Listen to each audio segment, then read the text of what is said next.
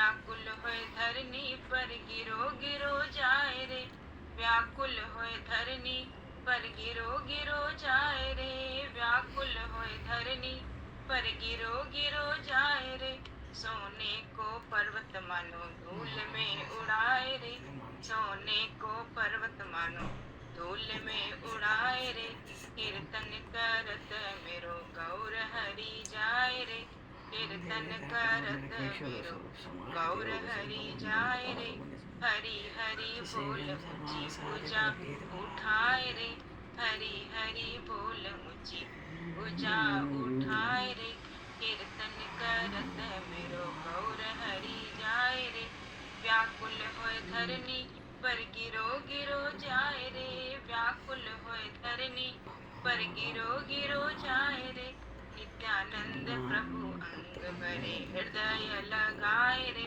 नित्यानंद प्रभु अंग भरे हृदय लगाए रे, कीर्तन करत मेरो गौर हरि जाए रे, कीर्तन करत मेरो गौर हरि जाए रे, हरि हरि बोल ऊंची भुजा उठाए रे, हरि हरि बोल ऊंची भुजा उठाए रे, गौर गिरे जहाँ तहाँ रजे बने जाए रे, गौर गिरे जहाँ तहाँ रज बनी जाए रे, गौर गिरे जहाँ तहाँ रज बनी जाए रे, गौरदास गौर हरि हृदय समाए रे, गौरदास गौर हरि हृदय समाए रे, कीर्तन करत मेरो गौर हरि जाए रे, कीर्तन करत मेरो गौर हरि जाए रे, हरि हरि बोल ऊंची भुजा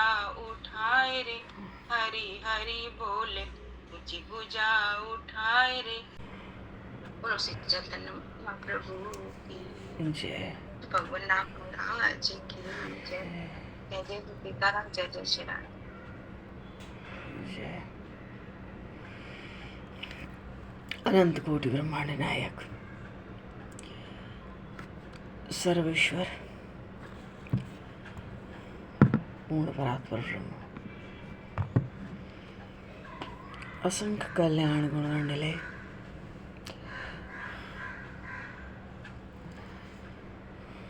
भक्तवान शकलपुत्र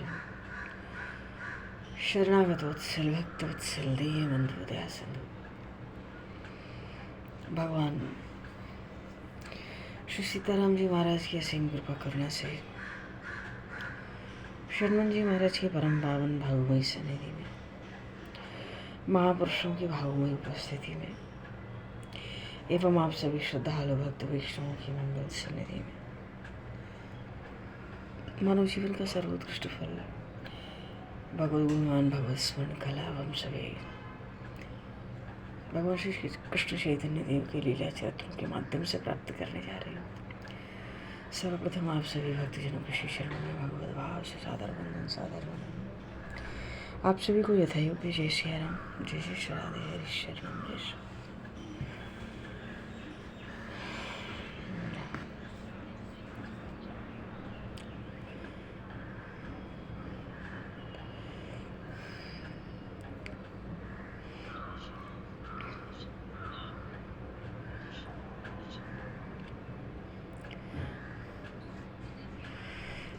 जय सीताराम।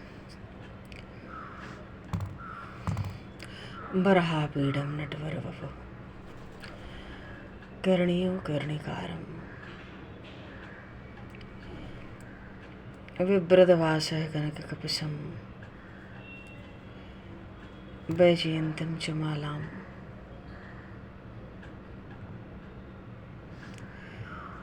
रन्ध्रान् वेणुर्धरसुधया पूरयन् गोपवृन्दैः वृंदारण्यम स्वधर्मनम प्राविशद गीत। बोलिए श्री नंदनंदन श्याम सुंदर भगवान की जय, श्री चैतन्य महाप्रभु की जय।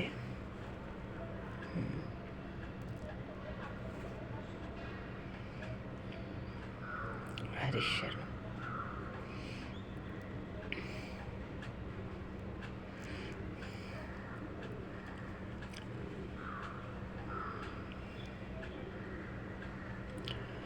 भक्तराज श्री हरिदास जी महाराज बड़े जोर जोर से प्रभु के नाम का उच्चारण किया करते थे और प्रतिदिन 3 लाख नाम जप का नियम था। और जब रामचंद्र खां की भेजी हुई वेश्या उनको डिगाने आई, परंतु 3 रात्रि तक हरिदास जी के पवित्र मुखारविंद से निकली हुई परम पुनीत हरिध्वनि को सुनकर स्वयं उसका जो पाप का मार्ग था, वेश्यावृत्ति थी, उसी से टिक गई।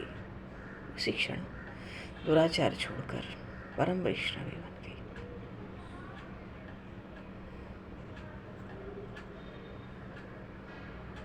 कहने का भाव है, नाम का फल अमोघ बताया है महापुरुषों ने। भगवान नाम का जब विश्वास और प्रेम से हो, अमोघ फल।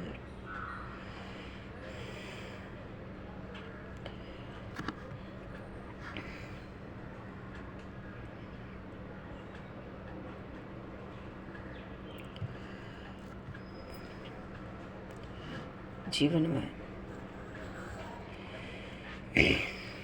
भाई जी कहते हैं, तुम्हारी विपत्तियां चाहे कितनी भी बड़ी हो और दुख चाहे जितना भयानक हो, अंधकार जितना गहरा हो, बंधन चाहे जितना ही कठिन हो,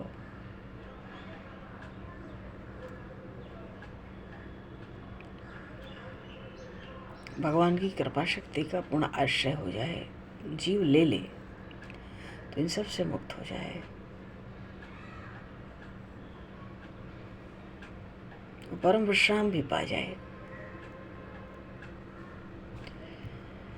मन का स्वभाव ही तो बड़ा चंचल, जल्दी कहीं टिकता नहीं, पर जहाँ रम जाए तो फिर वहां से डिगता नहीं।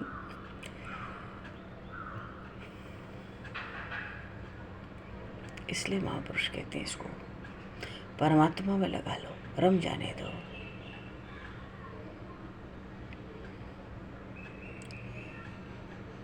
स्वामी रामकृष्ण परमहंस जी कहते थे कि अपने स्वार्थ के लिए नहीं, कर्म आत्म संतोष के लिए करो।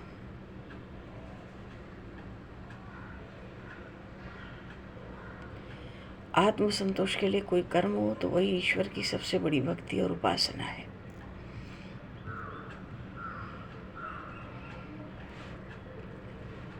नाम की महिमा सब महापुरुषों ने सब सदग्रंथों में गाई है। नाम जप से पुण्य की वृद्धि तो होती है, पर जिनका नाम जप करते हैं उनके प्रति समर्पण भी बना रहता है।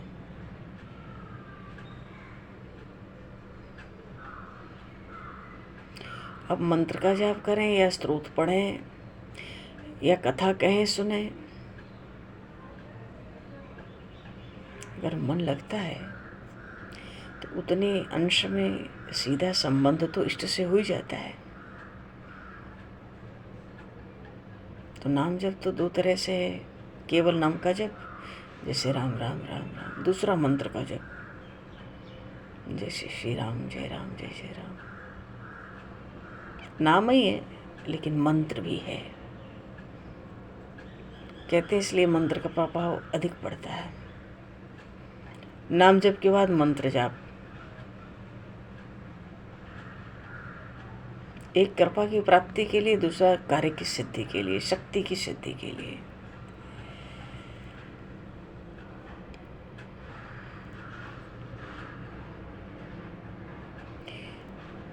देवगुरु बृहस्पति के पुत्र हैं महर्षि भरद्वाज, जो तीर्थराज प्रयाग में वास करते हैं। तो बचपन से ही महर्षि भरद्वाज को सारा ज्ञान प्राप्त हो जाए इस बात की इच्छा बनी रहती थी, सब ज्ञान प्राप्त करना है।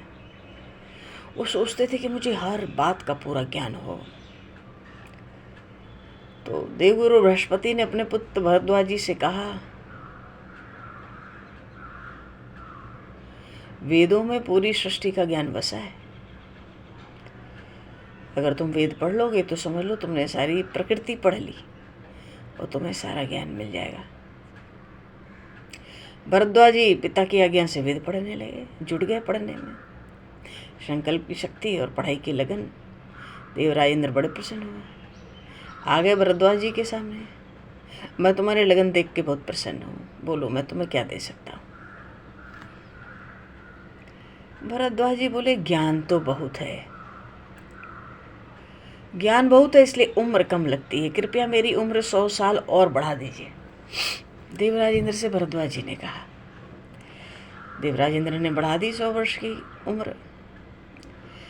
100 वर्ष और बीत गए, लेकिन भरद्वाज जी को ज्ञान नहीं मिल सका पूरा, तो उनकी उम्र 200 वर्ष और बढ़ा दी गई। इसके बाद भी ज्ञान अधूरा था।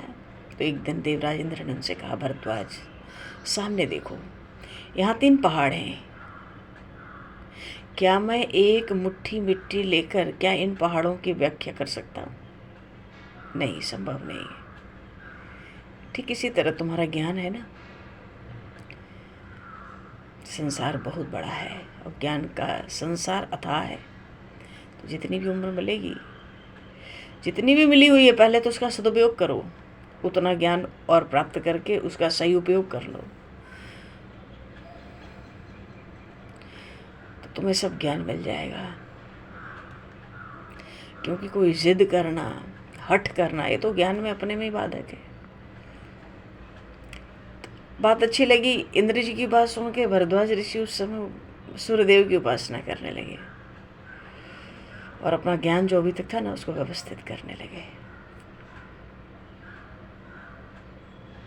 बड़े बड़े विद्वानों में उनकी गिनती होने लगी।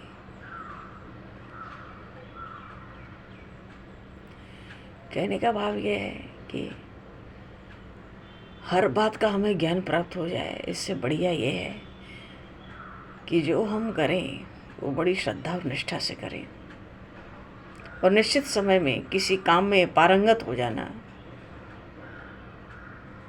क्योंकि समय का सदुपयोग सबसे ऊंची चीज़ है। उसके लिए विशेषज्ञता चाहिए। ये 2 बात आ जाए तो भी ज्ञान का सही उपयोग हो जाता है। श्री चैतन्य महाप्रभु के पास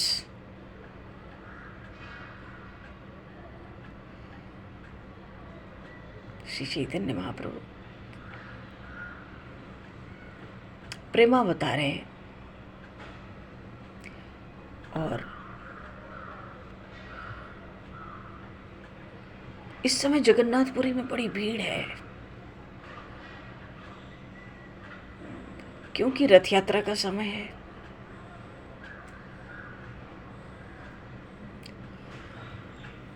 पंद्रह दिन से जगन्नाथ भगवान के पट बंद हैं, तो एक दिन पहले गुटिंचा मंदिर की साफ सफाई, मार्जन,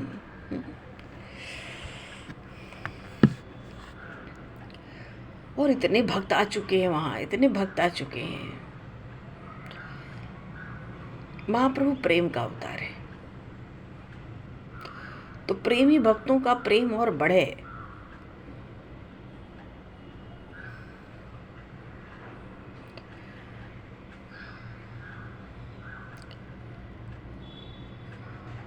तो महाप्रभु सोचते हैं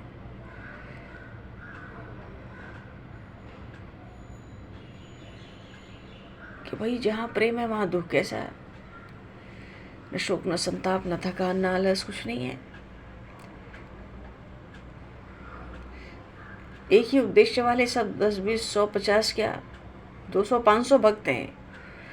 वहाँ तो महाप्रभु के परिकर में ही 250, 300 भक्त हैं। और जब महाप्रभु दर्शन को जाते हैं श्री जगन्नाथ भगवान के, अपार जनसमूह होता है, ऐसा महाप्रभु के दर्शन करने लगते हैं, ऐसा कीर्तन होता है, महाप्रभु नृत्य करने लगते हैं, सब चारों ओर से घेर लगते हैं। तो अब रथ यात्रा आरंभ होने वाली, महाप्रभु ने सोचा कि कुछ ऐसा कार्य हो जिससे सबका प्रेम और बढ़े। तो नित्य कुछ नई नई लीलाएं तो महाप्रभु चरित्र करते ही थे। साथ बैठ के भजन करना, संकीर्तन करना, यहाँ तक कि हास परिहास, भोगराग, स्नान, सब। तो रथ यात्रा का समय आ गया, समय धीरे धीरे समीप आ गया। तो अभी तो 15 दिनों तक एकांत में भगवान जगन्नाथ भगवती महालक्ष्मी के साथ रहे, और अब पट खुलने का समय है जगन्नाथ जी के, उस समय बहुत पास आ गया। तो उसी को कहते हैं नेत्रोत्सव, नेत्रों का उत्सव। 15 दिन के बाद पट खुलेंगे, भगवान जगन्नाथ के दर्शन होंगे रथ यात्रा में, सीधे रथ यात्रा होगी। तो एक कुछ दूर लगभग गुंडिचा मंदिर, तो गुंडिचा वहीं आकर ठहरेगी सवारी, 1 सप्ताह वहीं प्रभु निवास करेंगे। भगवान के दर्शनों से सब तृप्त होते हैं।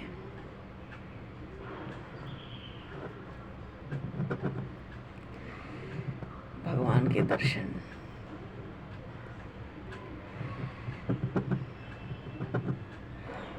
भगवान का दर्शन करके दैत्य राक्षस भी बहुत प्रसन्न होते हैं, बहुत आनंद पाते हैं। खरदूषण तृष्णा कहते थे, बदलायक नहीं पुरुष अनुपा, इन राम का वध करने योग्य नहीं, इनको तो अजायब घर में रखो।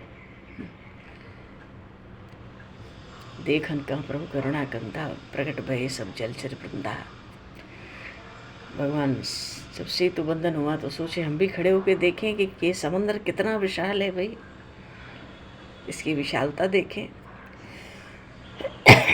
जितने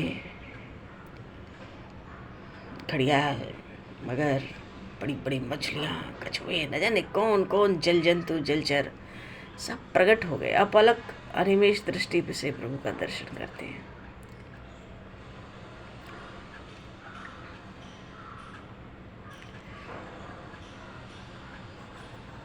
ऐसा भगवान का सौंदर्य है, अपलक दृष्टि से। पर देखो न, श्री जी के लिए तो गोस्वामी जी कहते हैं सुंदरता का सुंदर करे। राम जी बाल लीलाएं करते हैं, अपना ही प्रतिबिंब देखकर मणिमय खंभों में मोहित हो जाते हैं अपने रूप पर। बालकृष्ण बाल लीलाएं करते हैं, दर्पण में अपना चित्र देख के मोहित हो जाते हैं। कैसा सुंदर रूप है। पर श्री किशोरी जी तो सुंदरता का सुंदर करे।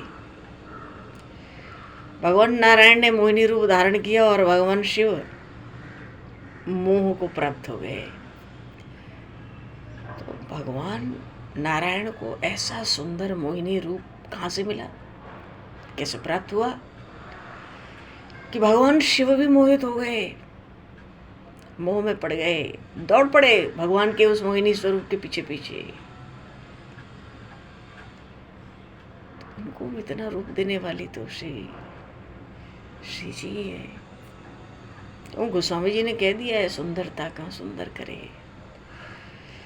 मानो सौंदर्य को भी सौंदर्य प्रदान करने वाली वो श्री जी है।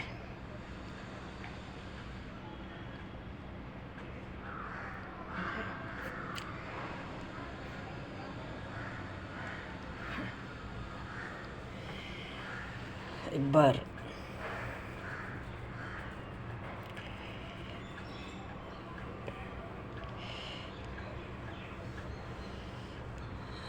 प्रभु राम जी सोचे, मिथिला की बात है कि श्री विदेहराज तनिया से मिला जाए, अकेले आए मिलने के लिए मिथिला में।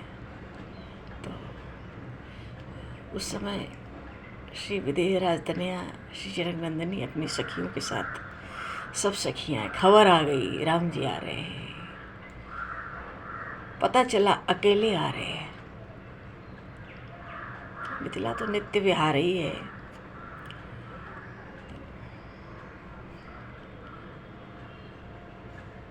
तो विदेहराज तनिया को खूब सूझी उस दिन। सखियों से कहा अब ऐसे काम नहीं चलेगा, ऐसे कैसे मिलना होगा, व्यूह रचना करो। और ऐसी विलक्षण व्यूह रचना श्री किशोरी जी ने की। व्यूह, इतनी सखियां हैं, जिस द्वार पे जाते हैं राम जी कोई सखी थोड़ी दिखती है, तो साक्षात सब विदेहराज तनिया ही दिख रही हैं, जनक नंदिनी। और ऐसे मिलते हैं जैसे श्री जनकराज नंदिनी। वो सखी बोलती है राम जी को, अरे रुको रुको रुको, इतनी जल्दबाजी आप मत करो, हम थोड़े ही श्री जनक नंदिनी हैं, हम तो उनकी सखी हैं, सेविका हैं, सहचरी हैं। राम जी अवाक रह गए।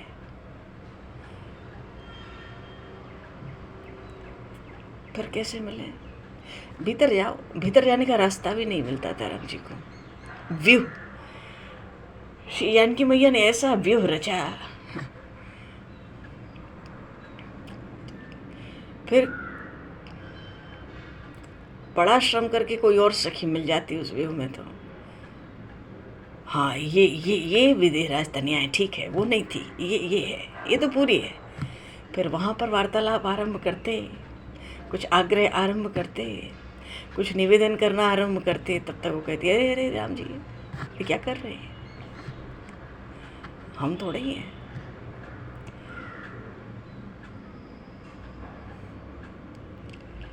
फिर हम तो सखी हैं, सेविका है, सेवी दासी हैं। बड़ी विचित्र विचित्र लीलाएं श्री किशोरी जी। कहने का भाव है, सुंदरता कहाँ सुंदर करे। चलो, यहाँ तो महाप्रभु प्रेम लीला करना चाहते हैं। क्यों? जगन्नाथ यात्रा सन्निकट है, तो महाप्रभु सोचते हैं। महाप्रभु ने काशी मिश्र जी से कहा, सार्वभौम जी से कहा, काशी मिश्र को बुला लिया मंदिर से और अपने मन की भाव प्रकट कर दिए महाप्रभु ने। महाप्रभु को गुंडचा मंदिर का मार्जन करने का विचार था और उसका आंगन लगभग 150 गज का लंबा, 150 गज लंबा। और जो मूल मंदिर है, मंदिर के अतिरिक्त वहाँ एक नरसिंह भगवान का मंदिर भी है। दोनों मंदिर ही 15-15, 16-16 गज लंबे चौड़े होंगे। तो सार्वभौम से काशी मिश्र को बुला के महाप्रभु ने अपने मन की बात कही कि हम तो मार्जन करना चाहते हैं। सबको सुन के बड़ा आश्चर्य हुआ। काशी मिश्र कहते हैं, प्रभु गुंडीचा भवन तो साफ होता ही है, उस काम को करके आप क्या करेंगे? आप तो संकीर्तन ही करें, उसी में आनंद आता है, परमानंद। प्रभु कहते हैं, देखो मिश्र जी, आप विद्वान भक्त हो और जगन्नाथ जी के भक्त होकर ऐसी बात कहते हो। अरे भगवान की सेवा में कोई भी कम या छोटी तो नहीं होती, छोटी बड़ी। इन हाथों से भगवान की तुक्ष तुक्ष सेवा को भी सौभाग्य समझना चाहिए। वो मिल जाए तो फिर जीवन धन्य हो जाए हमारा। भगवान की सेवा में छोटे बड़े लंबे चौड़े का क्या ध्यान करना है, जो भी मिल जाए श्रद्धा भक्ति से करना चाहिए। मेरी तो ऐसी इच्छा है, आप जल्दी से इसका प्रबंध कर दें। अब आज्ञा से उधारिया तो ना मार्जन के निमित्त झाड़ू, टोकरी और जो आवश्यक वस्तुएं प्रबंध हो गया। सब भक्तों के साथ गुंडीचा मार्जन के लिए चले। सार्वभौम है, राय रामानंद है, ये साक्षात विशाखा सखी के अवतार हैं। स्वरूप दामोदर जो साक्षात ललिता सखी के अवतार हैं, क्योंकि आगे की सन्निकट लीलाएं ही गंभीरा लीलाएं। वाणीनाथ भी हैं, ऐसे बड़े नित्यानंद प्रभु इधर अलग हैं। गोविंद सेवक तो हमेशा अंग संग रहते ही रहते हैं महाप्रभु के। अब तो वो राजपुत्र भी आने लगा है महाप्रभु के पास, जिसको श्री कृष्ण प्रेम का पूर्व प्रसंग में महाप्रभु ने दान किया। तो सब भक्तों के साथ महाप्रभु के हाथ झाड़ू, खुरपी सब लेके चले। तो इधर उधर जमी हुई पहले घास को छिलवाया महाप्रभु ने। सब एक एक झाड़ू ले लिए। महाप्रभु को एक एक झाड़ू सब ले लो और अपनी अपनी सफाई करके अपना अपना कूड़ा अलग अलग करते जाओ। कूड़े को देख के सबको पुरस्कार मिलेगा, और पुरस्कार नहीं मिला तो तिरस्कार भी मिल सकता है। बस इतना ही सुनते सब तो भक्त जितने थे गुंडीचा मंदिर के आंगन को साफ करने में जुट गए। सबके एक दूसरे से प्रतिस्पर्धा है सब में। क्यों? पुरस्कार तिरस्कार दोनों संभावना है। तो पुरस्कार मिले बढ़िया से बढ़िया हमें मिल जाए, हम सर्वश्रेष्ठ रहे हैं सफाई में, सबके मन में बात आ रही है। अब सब भक्तों के शरीर से पसीना बह रहा है और महाप्रभु तो यंत्र की तरह काम में लगे। उनका गौर वर्ण बिल्कुल, उनके कपोल गर्मी से लाल पड़ गए, परिश्रम के कारण और अधिक लाल होते जा रहे हैं। पसीने की बूंदें निकल निकल के प्रभु के संपूर्ण शरीर को भिगो रही हैं। हाथ में झाड़ू लिए महाप्रभु कूड़े को इकट्ठा करने में लगे हुए हैं। कोई भक्त अगर सफाई करने में प्रमाद करता हुआ दिख जाता है या आलस में दिख जाता है, सुस्ती में, तो महाप्रभु उसको मीठा मीठा उलाना भी देते। एक पत्ते को भी वे पड़ा हुआ नहीं देख सकते थे। बीच बीच में महाप्रभु भक्तों को प्रोत्साहित भी करते थे और प्रोत्साहन पाकर तो सब भक्त दूने उत्साह से काम करने लगते हैं। बात ही बात में महाराज सारा गुंडेजा मंदिर, वहाँ का बगीचा, सब मंदिर का जो बगीचा वो सब पूरा साफ हो गया। तो महाप्रभु ने सबके कूड़े का, महाप्रभु ने भक्तों के हाथों जितने कूड़े इकट्ठे हुए थे सबके अलग अलग कूड़ों का निरीक्षण किया, हिसाब लगाया गया। तो महाप्रभु का ही कूड़ा सबसे अधिक निकला। बोले श्री चैतन्य महाप्रभु की जय। और अद्वैताचार्य जी का सबसे कम। इस पर हंसी होने लगी। अच्छा, अद्वैताचार्य वृद्ध भी तो हैं, साक्षात भगवान शिव ही हैं, और वृद्ध हैं, वयोवृद्ध हैं, सबसे वृद्ध हैं। अद्वैताचार्य जी का कूड़ा सबसे कम निकला। तो समझने लगे। महाप्रभु ने कहा ये तो भोले बाबा हैं, क्यों इनको एकत्रित करने का प्रयोजन ही क्या है? ये तो संहारकारी है ना, इनको इकट्ठा करने का स्वभाव ही नहीं है, इनको तो समाप्त करने का स्वभाव है। अब तो खूब हंसी होने लगी, तरह तरह से हास विलास। तो ये हुआ कि भाई मार्जन तो हो गया, अब धुलाई होगी। नए नए बहुत से घड़े आए, मंदिर को धोने के लिए मंगाए गए। जगन्नाथ मंदिर के कर्मचारी सब पहुंचाते हैं, काशी मिश्र सब प्रबंध कर रहे हैं। जल से भरे हुए जो घड़े हैं, घड़ों के लिए उठा उठा के सब घड़े महाप्रभु के पास चलते हैं। महाप्रभु अपने हाथों से मंदिर को धोने लगे। उस समय का जो दृश्य हुआ वो चित्त को बहुत आकर्षित करने वाला हुआ, बड़ा मन का हरण करने वाला हुआ।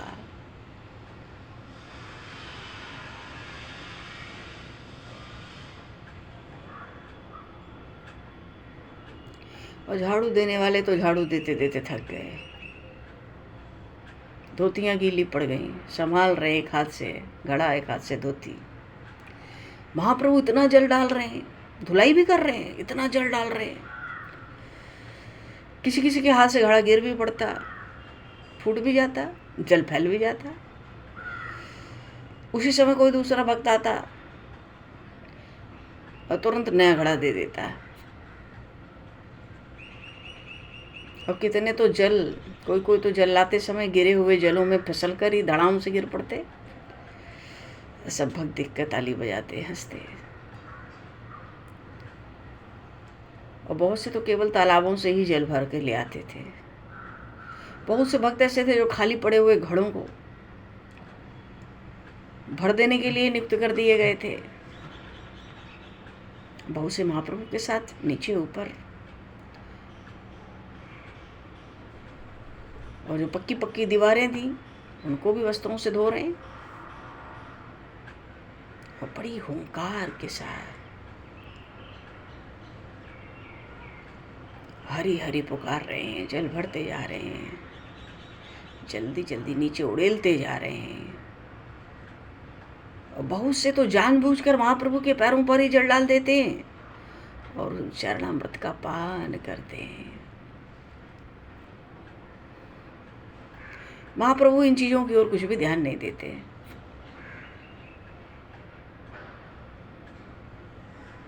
महाप्रभु तो अपने ओढ़ने वाले वस्त्र से भगवान का सिंहासन धो रहे थे। और उसी समय एक सरल से भक्त ने आकर एक घड़ा जल लाकर प्रभु के पैरों में डाल दिया।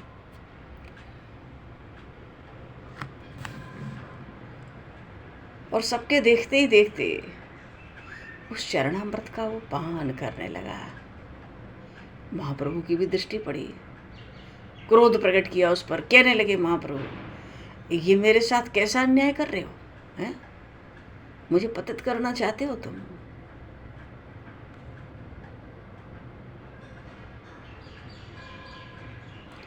इतना कह के महाप्रभु तो मानो बहुत दुखी हो गए। अपने जो स्वरूप दामोदर है उनको बुलाया। वो तो एक क्षण के लिए भी महाप्रभु से ऐसे अलग नहीं होते। तो स्वरूप दामोदर को बुलाया, साक्षात ललिता सखी के अवतार हैं, और बुलाकर उनसे कहने लगे, देखो तुम्हारे भक्त ने मेरे साथ कैसा घोर अन्याय किया है, मेरे ऊपर भगवत अपराध चढ़ा दिया है।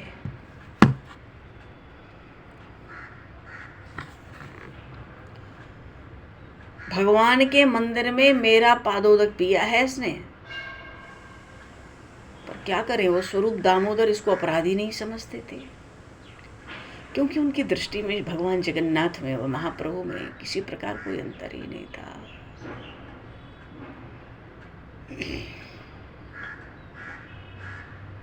फिर भी प्रभु को शांत करने के लिए उन्होंने उस भक्त पर बनावटी क्रोध किया। स्वरूप दामोदर जी ने उसको डांटा और उसका गला पकड़ के उसको बाहर निकाल दिया। इतना होने पे उस भक्त को इतनी प्रसन्नता हो गई कि जो स्वरूप दामोदर महाप्रभु एक क्षण को नहीं छोड़ते, उनका ऐसा सुंदर स्पर्श मुझे प्राप्त हुआ। डांट फटकार और गला पकड़ के बाहर, बहुत प्रसन्न हुआ वो। पीछे भक्तों के कहने पे प्रभु के चरणों में पड़ के बहुत क्षमा याचना भी किया वो। महाप्रभु ने हंसकर उसको गले लगाया, गले नहीं लगाया, धीरे से प्रेम से उसको एक चपत भी जमा दिए महाप्रभु। और प्रेम भरी वो चपत पाकर तो वो अपने भाग्य की सराहना करने लगा जी। इतना आनंद, हर्ष, उल्लास महाप्रभु ने इस प्रेम लीला से भक्तों के हृदय में। अच्छा, दोनों मंदिर, क्योंकि नरसिंह मंदिर भी है, गुंडीचा मंदिर भी है, बगीचा है, वहाँ तो खुरपी चलवा के, घास चलवा के बढ़िया झाड़ फूक करा दी महाप्रभु ने। दोनों मंदिरों को, मंदिर के आंगन को खूब बढ़िया से साफ करा दिया। और जब सफाई हो गई तो महाप्रभु ने संकीर्तन करने की आज्ञा दी।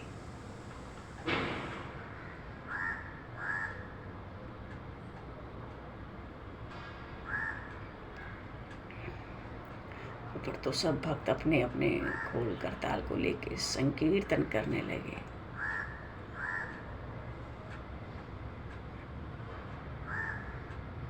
सब संकीर्तन करने लगे।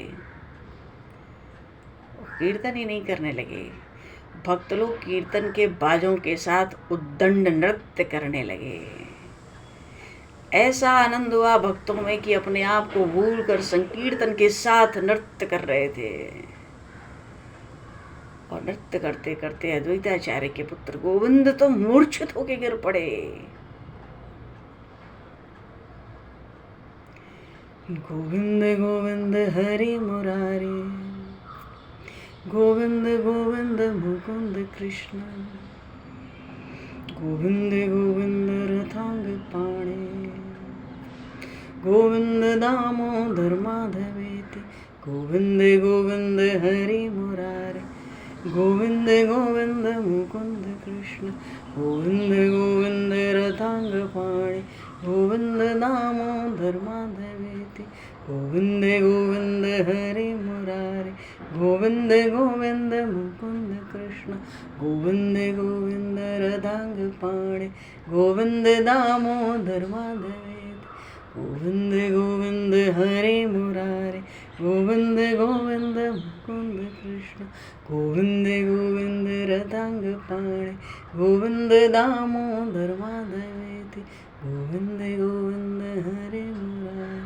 गोविंद गोविंद मुकुंद कृष्ण, गोविंद गोविंद रथांग पाणे, गोविंद दामोदर माधवेति, गोविंद दामोदर माधवेति, गोविंद दामोदर माधवेति। इतना संकीर्तन का आनंद हो रहा है, सब उछल रहे, कूद रहे, संकीर्तन का आनंद, खूब नृत्य हो रहा है, सब भक्त खूब नाच रहे हैं। पर भैया जब अद्वैताचार्य के पुत्र गोविंद मूर्छित होके गिरे, महाप्रभु ने संकीर्तन को कहा, बंद करो, आज्ञा दी, बंद करो अभी। क्यों मूर्छित हो गए? तो भक्त लोग सब मिलके उसको चेतना, गोविंद की चेतना लौटे, इसके लिए तरह तरह से उपचार करने लगे। पर गोविंद की आज मूर्छा भंग नहीं हुई। ऐसी भंग नहीं हुई कि भक्तों ने समझा कि गोविंद का शरीर अब रहा ही नहीं। अद्वैताचार्य भी पुत्र को मूर्छित देख के अत्यंत दुखी हुए।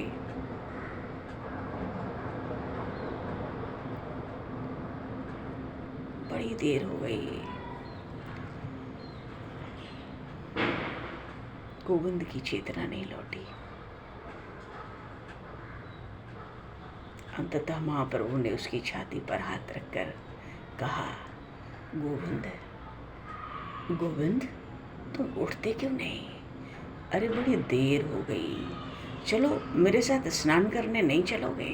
बस महाप्रभु के इतना कहते ही गोविंद हरि हरि बोल बोल हरि बोल, हरि हरि बोल बोल हरि बोल, केशव माधव गोविंद बोल, केशव माधव गोविंद बोल। गोविंद खुद कीर्तन करते हुए थे, हरि हरि बोल बोल हरि बोल, हरि हरि बोल बोल हरि बोल, केशव माधव गोविंद बोल, केशव माधव गोविंद बोल। इतना आनंद भक्तों में छाया कि सब मेल के कीर्तन की ऐसी हुंकार हुई, हरि हरि बोल बोल हरि बोल, हरि हरि बोल बोल हरि बोल, केशव माधव गोविंद बोल, केशव माधव गोविंद बोल।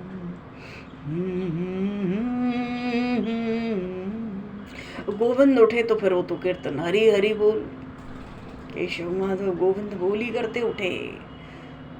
खूब संकीर्तन हुआ और सब भक्त पीछे महाप्रभु के साथ स्नान करने के लिए गए। और घंटों आज तो सरोवर में सब भक्तों ने जल क्रीड़ा करी। महाप्रभु तो भक्तों के ऊपर जल डालते, सब भक्त साथ मिलकर प्रभु के ऊपर जल की बरसात करते हैं। खूब स्नान हुआ, आनंद हुआ, जल क्रीड़ा हुई। पीछे नरसिंह भगवान को प्रणाम करके मंदिर के जगमोहन में आके सब बैठ गए। और उसी समय महाराज प्रताप रुद्र ने 400-500 भक्तों के लिए जगन्नाथ भगवान का महाप्रसाद भिजवाया। महाप्रभु ने सब भक्तों के साथ बड़े आदर से पाया। महाप्रभु को कोई छूत छात का विचार तो था नहीं, सब एक पंक्ति में बैठ के साथ ही प्रसाद पा रहे। सार्वभौम भी अपना आचार विचार पंडिताई का विमान सब भुलाकर भक्तों के साथ पा रहे प्रसाद। उनके बहनोई गोपीनाथ आचार्य कहते हैं, कहो सार्वभौम महाशय, आपका आचार विचार और चौका चूल्हा कहाँ गया है इस समय? बड़े प्रसन्न है सब, खूब हंसी मस्करी भी चल रही है, बड़े प्रसन्न है। सार्वभौम तो कहते हैं गोपीनाथ जी को, अरे आचार्य, आपकी कृपा से मेरे चौके चूल्हे पर तो उसी पर चौका फिर गया, मानो आपने मेरे सब पापों को धुला दिया। महाप्रभु सुन के कहते हैं इनकी बातों को, अच्छा सार्वभौम पर तो मालूम पड़ता है भगवान की अनंत कृपा हो गई है। इनके संग से हम लोगों के भी हृदय में कुछ कुछ भक्ति का संचार होने लगा है।